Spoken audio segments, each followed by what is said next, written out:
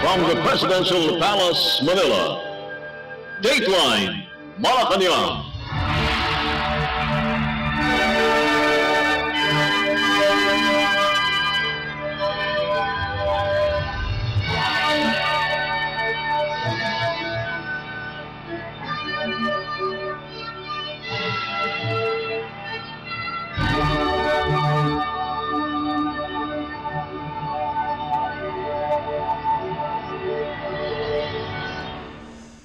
Good day. This is Dateline Malacañang.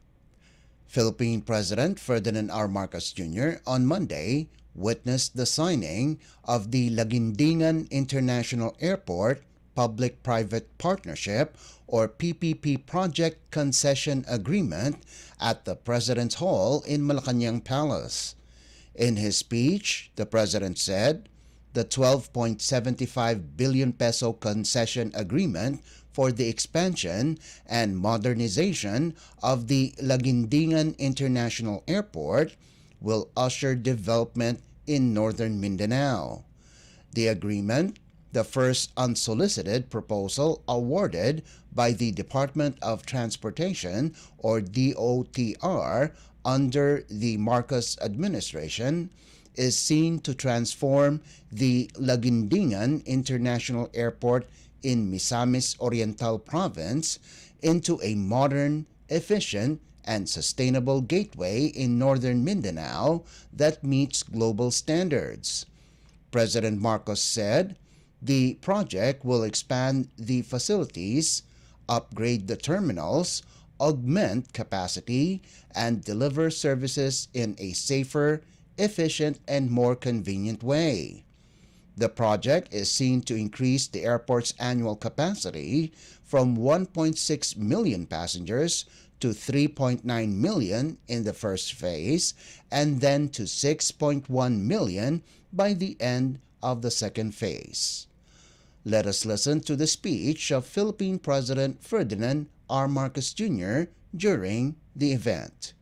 Thank you to our Executive Secretary, Secretary Luke Bersamin.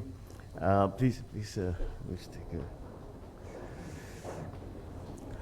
Her Excellency, the Ambassador of the Republic of Ireland to the Philippines, Her Excellency Emma Hickey, Transportation and Secretary Jimmy Bautista, and other members of the Cabinet who are here today, Senator Grace Poe, who has joined us this morning, the honorable members of the House of Representatives, who have been actually lobbying very hard for many years. Tumatakbo pa lang akong senador, nilalabi mo na ito eh. Oh, but we finally got it done.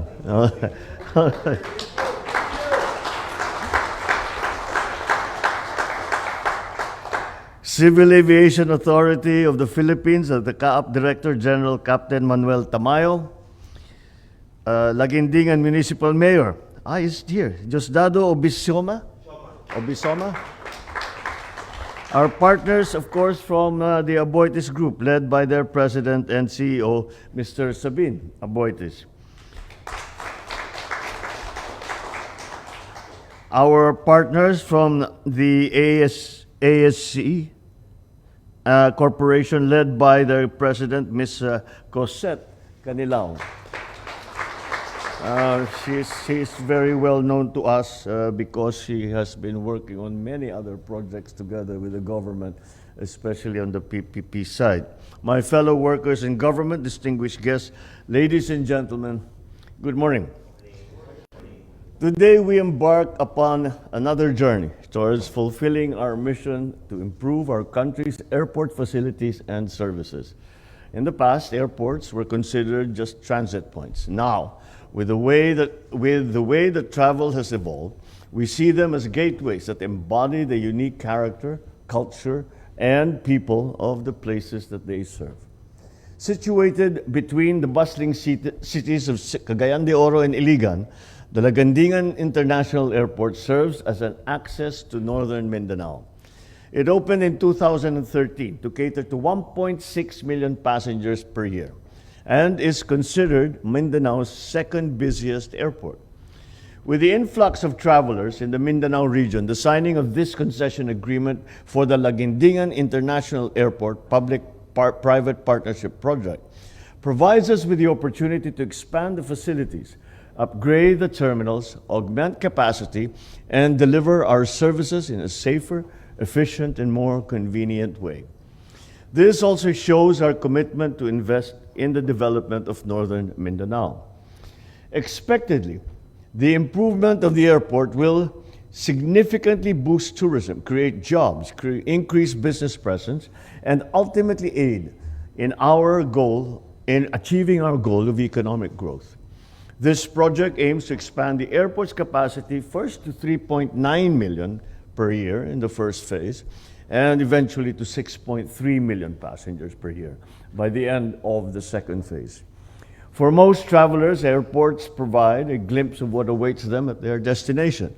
It is an experience on its own. Air travel is already a challenge, but it is now up to us to offer seamless service so that our visitors will feel the warmth and the welcoming nature of Filipinos. This vision can only be realized through our united efforts and steadfast commitment to work together, to work hand in hand. With that, this administration extends our gratitude to the supportive and visionary partners in the private sector, particularly Aboitiz Infracapital Inc.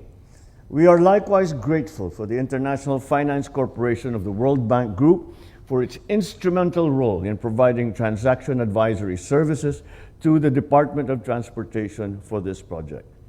We welcome more players and investors who are equally dedicated to helping us deliver quality services to the Filipino people. To the officials and employment of the Department of Transportation, the Civil Aviation Authority of the Philippines, the Public and Private Partnership Center, and all concerned agencies, I urge you to remain on track in completing and implementing transportation projects. Perhaps some of you may have noticed that when the documents were signed, Sabine and I looked at each other and let out a sigh of relief. And the reason that is that this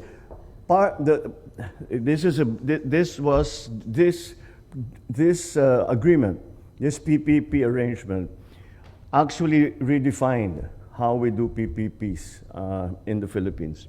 And perhaps that's why we had that breath of relief, because finally it was done. But it wasn't easy going. We had to change so many things. We had to change procedures. We had to streamline many of the things, even the definitions of what a solicited and an unsolicited offer was, and how we handle it. But we now have a template. And so next, perhaps Bohol will not take so much time or be so difficult. Witnessing the signing of this concession agreement is a reminder of what we are capable of doing, so long as we remain committed to this common goal, to help improve the lives of our people. Once again, thank you, and congratulations to all of you who have been involved in this project, both in the public sector and the private sector. We look forward to witnessing a revitalized Laguindingan International Airport, a reliable hub that will inspire everyone to explore what lies beyond its terminal gates. Let us buckle up and take off towards a brighter and more connected Bagong Pilipinas. You just heard Philippine President Ferdinand R. Marcos Jr. Dateline Malacañang. Meanwhile, the Philippines Department of Transportation, or DOTR, on Monday said the agency expects significant transformation of the Laguindingan International Airport once Aboitiz Infracapital Incorporated takes over its operations and maintenance. In a press briefing after the signing of the concession agreement, DOTR Secretary Jaime Bautista said the significant milestone is part of the agency's airport upgrade and expansion, which started with the transfer of the Ninoy Aquino International Airport or NAIA to a private concessionaire. Bautista said the rehabilitation of Lagindingan will promote regional, generate jobs for Filipinos, and create investment opportunities for both foreign and local investors. Today is a significant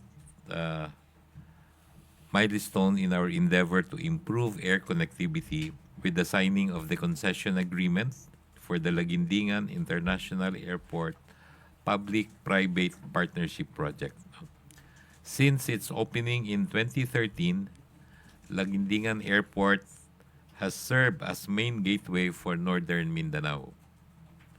We expect Lagindingan's transformation after Aboitiz Infracapital takes over the airport operations and maintenance.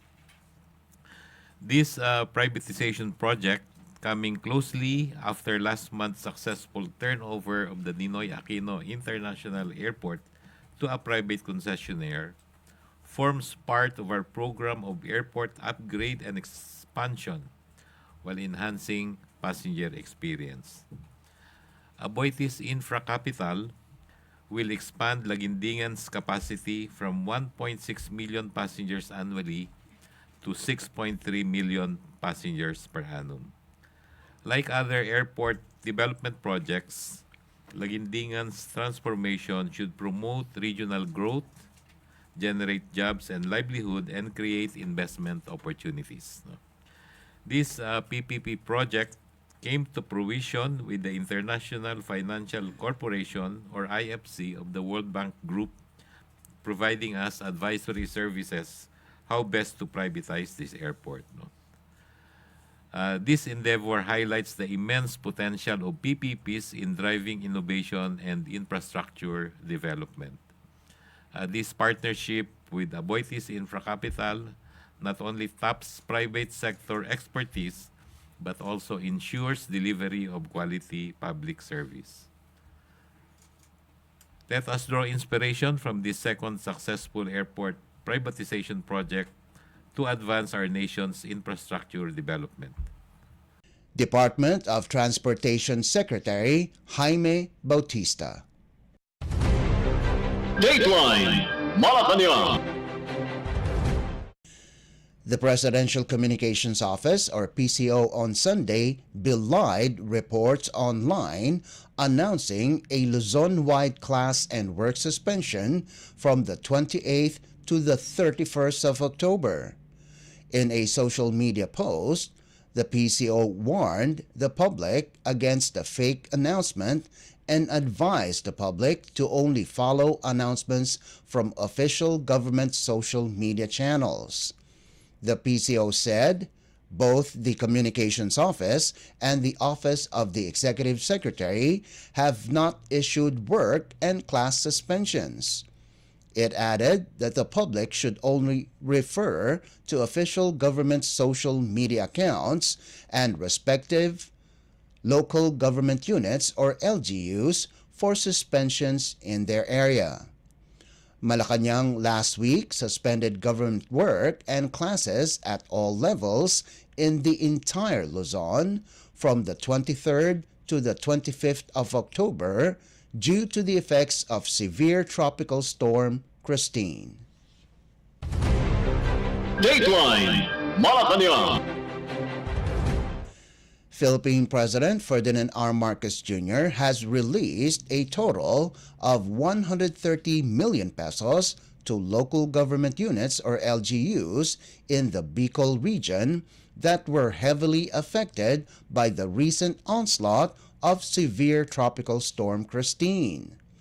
According to the Presidential Communications Office or PCO, the President extended 50 million pesos to acting Albay Governor Glenda Ong Bongao, 30 million pesos to Naga City Mayor Nelson Legacion, and 50 million pesos to the province of Camarines Sur from the Office of the President. although Christine exited the Philippine Area of Responsibility, or PAR, on Friday, President Marcos said the distribution of assistance will continue and that systems are already in place to help those affected. The chief executive also ordered the Department of Public Works and Highways, or DPWH, to revisit the Bicol River Basin Development Program, or BRBDP, as a critical flood control measure for the Bicol region. President Marcos said the program was very advantageous to the community, designed not only to address chronic flooding but also to support farm-to-market roads essential for agriculture. So far naman, yung ating mga tulong, yung mga relief goods, pati yung mga medical na support, pati yung mga evacuees, pati na yung mga nasiraan ng bahay, na meron talagang gibang-giba, meron yung partially damaged lang. Ay lahat yan ay meron naman tayong sistema. Meron naman tayong sistema para tulungan lahat yung mga naging biktima. And all of that is in place. Yung mga food packs natin, yung mga hygiene kit, na in place lahat yan. Sapat naman yung ating supplies so far. Yung problema namin dito, marami pang area na nabaha pa rin, hindi pa rin mapasok, na kahit na yung malalaking truck, hindi pa rin kayang pasukin. It's getting better, but there really still are areas na hindi, kahit anong gawin namin, hindi maipasok. Kaya yung dinaanan natin, nakita ninyo, was also ginagamitan na natin ng rubber boat. Yun na ang paghatid na lang natin ng relief goods doon sa mga isolated areas. At pero talagang ang effect, kung makita mo yung sa public works, yung mga nasirang daan, mga nasirang kalsada, nasirang mga tulay, makita mo talaga ang bigat ng tubig, ang laki ng tubig. The waterfall, the rainfall that happened with this storm is almost double of Ondoy. So yung Ondoy nakaya pa. Pero ito talagang, meron naman tayong maraming flood control. Meron tayong mga dike, meron tayong mga pumping station, meron tayong mga flood control na gates. Pero sumobra lang talaga yung tubig. At hindi lahat ng flood control natin na dati naman ay nakakayanan pa kahit na may ulan, ay yun ay nasa pawan. It was, the water was just too much. Beyond that, beyond the immediate rescue, meron pa rin tayong rine-rescue, by the way. Hindi pa tayo tapos dun sa rescue. So meron pang ibang lugar na rine-rescue pa rin. Pero siyempre yung mga nasa evacuation center na binibigyan ng atin ng relief goods, nasimulaan na dun sa baba. Nakita natin, nasimulaan na yung pagbigay ng cash benefits para makauwi na yung mga tao. Pag nakauwi na sila, may hawak silang pera para sa mga pangangailangan nila. But we will continue to provide them with food packs hanggat kaya na nilang magluto ng sarili nila. In the long term, I have asked Public Works to look into the study that we are doing together with the Korean Exim Bank on the large flood control project here in the Bicol River Basin. Meron yan dati, meron Bicol River Basin Development Project noon. Nasimula niya 1973. Maganda naman, maraming natulungan. Ngunit yung project na yon, hindi lamang flood control. Marami pang iba, may farm-to-market road, meron pang assistance sa mga communities. So, ngayon, maganda naman naging effect, kaya nagkaroon tayo ng mga flood control dito.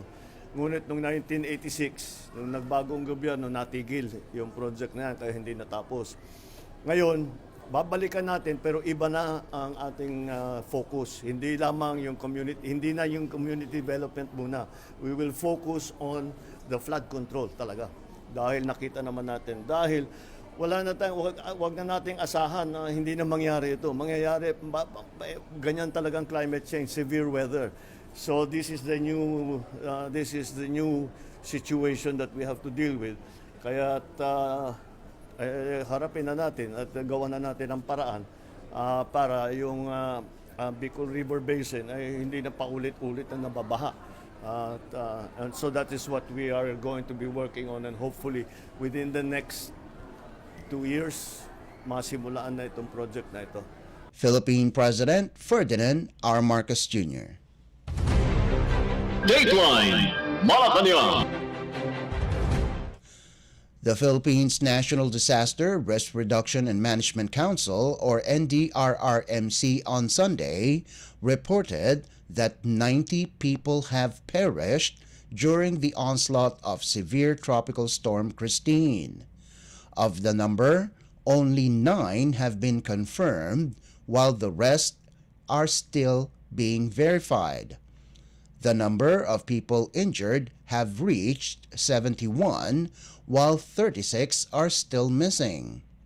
Based on the latest data from the NDRRMC, those affected by the storm across the country have increased to 1.4 million, or 5.7 million individuals.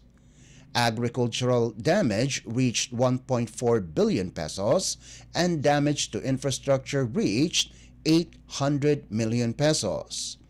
Meanwhile, the Department of Agriculture, or DA, in Laguna Province reported 84 million pesos worth of damages to the agriculture sector in the province. According to the latest data from the Laguna Office of the Provincial Agriculturist, rice and high-value crops were the most severely affected by the storm. 9 towns in Laguna was placed under a state of calamity due to Christine. Meantime, the DA reminded farmers and fisherfolk to prepare for possible effects of Tropical Storm Leon. According to the DA, among those that might be affected by the storm are several provinces in northern Luzon. The DA advised farmers to harvest their crops early and use post-harvest facilities. For fisher folks, the DA also advised them to harvest fish early and refrain from sailing, especially in areas experiencing strong winds and waves due to the storm. Dateline Malacañang. The Philippines Department of Public Works and Highways, or DPWH, on Monday said 17 national roads and 3 bridges are closed to traffic due to the effects of severe tropical storm Christine. According to the agency's situation report, as of 6 in the morning, the closed national roads include 8 in Bicol region, 3 in Calabarzon, 2 in Central Luzon, and 1 each in the Cordillera Administrative Region, or CAR, Cagayan Valley, Mimaropa, and Central Visayas. The DPWH said these roads are closed to traffic due to rock collapse, high water elevation, flooding, a collapsed road, landslide, fallen electric post, silted pavement, road collapse, rock slide, and road slip. Meanwhile, 3 national bridges are impassable. The Itawes Bridge, which is still flooded in Cagayan Province, Bogaan Bridge, which was washed out in Batangas Province, and Waras Bridge, which collapsed in Camarines Sur Province. Also, 13 national road sections have limited access, 10 in Bicol, 2 in Calabarzon, and 1 in Cordillera due to road slip, flash flood, scoured reinforced concrete pipe culvert, washed out surfacing materials, and flooding. It added that other national roads and bridges in other affected areas are passable to all types of vehicles. Dateline Malacañang. And finally, Philippine House Committee on Overseas Workers Affairs Chairperson and Tingog Party List Representative Jude Asidre took part in the welcoming of government officials to the 290 Filipinos that were repatriated from Lebanon. Upon their arrival over the weekend, each overseas Filipino received financial help from the government to start anew in the country. Each repatriate received 75,000 pesos from the Department of Migrant Workers or DMW's Action Fund, another 75,000 pesos from the Overseas Workers Welfare Administration or OWA, and 20,000 pesos from the Department of Social Welfare and Development or DSWD. They will also receive free medical consultations, psychological support, and access to livelihood programs. The Tingog Party List, for its part, extended aid using the Ayuda sa Kapos ang Kita or AKAP program, educational support under the Tulong Dunong program of the Commission on Higher Education or CHED, and livelihood package to start their small business. Asidre emphasized that overseas Filipino workers, or OFWs, serve as the backbone, or rather of many communities, and their safety remain to be a priority of the government. The lawmaker also praised President Ferdinand R. Marcos Jr. for his commitment to ensure the welfare of OFWs. The latest batch of repatriates consists of 233 OFWs and 13 dependents, and 21 overseas Filipinos with 23 dependents. They arrived on board a chartered flight arranged by the DMW and the Department of Foreign Affairs or DFA. The latest repatriation brings the total number of Filipinos evacuated from Lebanon to 903, including 47 dependents. Dateline Malacañang. Before we conclude our program, Radyo Pilipinas World Service of the Presidential Broadcast Service is heard over the following shortwave frequencies: 15.640 MHz, 17.820 MHz, and 12.010 MHz. You can also visit our Facebook page and YouTube channel at Radyo Pilipinas World Service. You will be able to hear and view our Filipino and English programs, including news updates here in the Philippines. Kindly subscribe, like, and share our posts as well. And that concludes this edition of Dateline Malacañang. For Radyo Pilipinas World Service, this is Leo Magpayo. Good day and stay safe.